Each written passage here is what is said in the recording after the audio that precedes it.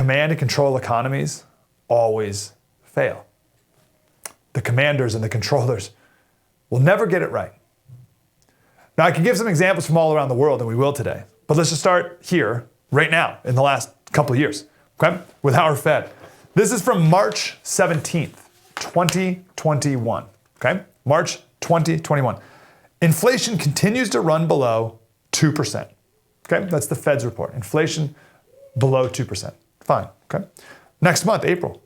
Inflation has risen, largely reflecting transitory factors. This is the beginning of the word transitory that the Fed started throwing around. It means temporary. It's temporary, it's fleeting. Sure, prices have risen a little bit, but don't worry about it. It's not a big deal, right? So the all-knowing leaders at the Fed thought that this was just gonna be like a temporary, no big deal sort of thing.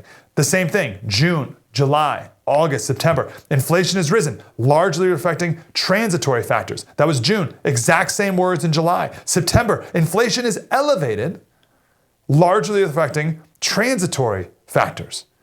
Same thing for months, but look what happened in November. Inflation is elevated, largely reflecting, check this out, factors that are expected to be transitory.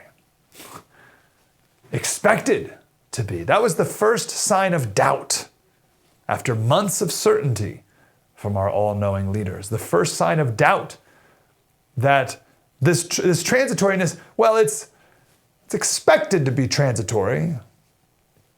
We could be wrong, but we think it'll be transitory. 6 months into it now. It's clearly not. And of course it's not. You don't have to be a genius to know that of course this wasn't transitory. First of all, we knew that prices were higher at the grocery store and everywhere else before the Fed even admitted it. But they just blamed it on these transitory things, these temporary things like supply chain problems, like shipping containers stuck at the ports, temporary things.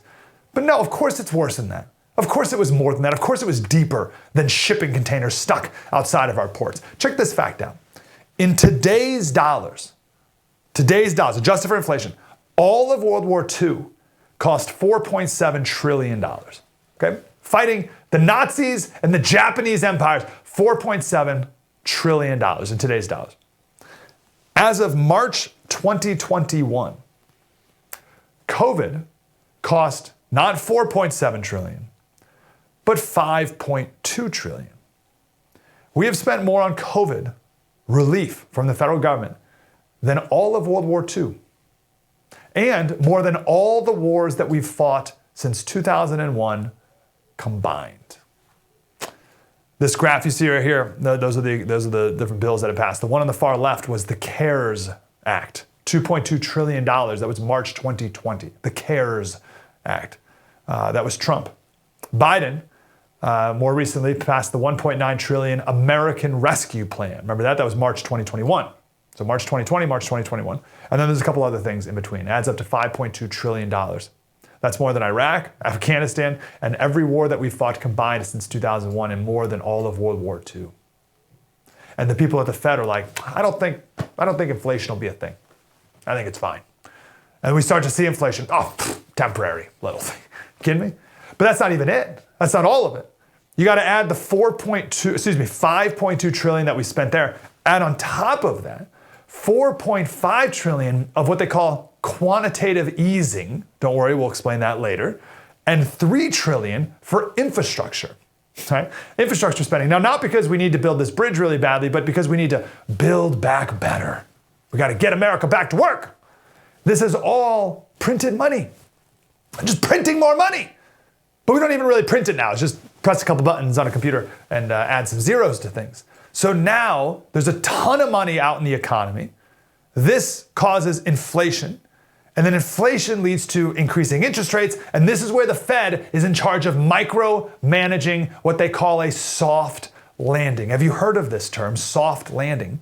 Here's the deal. The Fed, they don't want inflation, right? They don't like the inflation. So they got to raise the interest rates. But if you raise the interest rates, it could cause a recession. They don't want to cause a recession. So they got to raise the rates to stop inflation. But then if they raise it too high, then it could cause, so they got to lower it a little bit. So you go, nope, too high, too low, a little bit, tweak, no. There's no way they can do this right. Check this fact out too. And I share this because if any idiot myself included, saw these numbers with no formal economic training necessary. If we saw these numbers, we'd be like, oh, this is bad. We spent more on COVID in America as a percentage of our GDP than any other country in the world. It's not even close.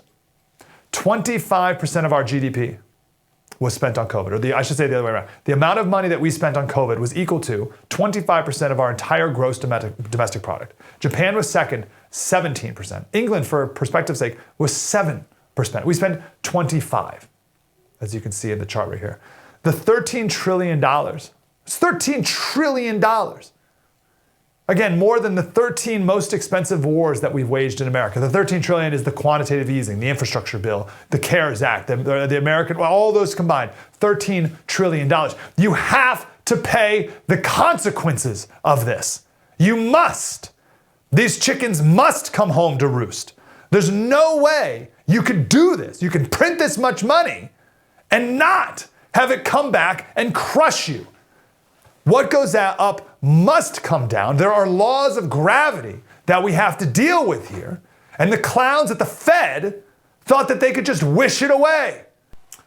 Hey, Slater Crusaders, you want to know why the economy is so terrible right now? You want to know why inflation is what it is? Because we have printed $13 trillion over just the last few years. That's more money than we've spent on all the wars, the 13 most expensive wars, all the wars in the last 20 years, all combined. We've printed that money. Of course, there's going to be inflation. Who enabled that? The Fed, the Federal Reserve. Who are these people? How could they get it so wrong? What's the history of the Fed? What got us to the point we're at right now? That's what we are going to understand in our latest special, The Federal Reserve Explained. And you can watch that right now. Even with inflation, our app, still free. TheFirstTV.com.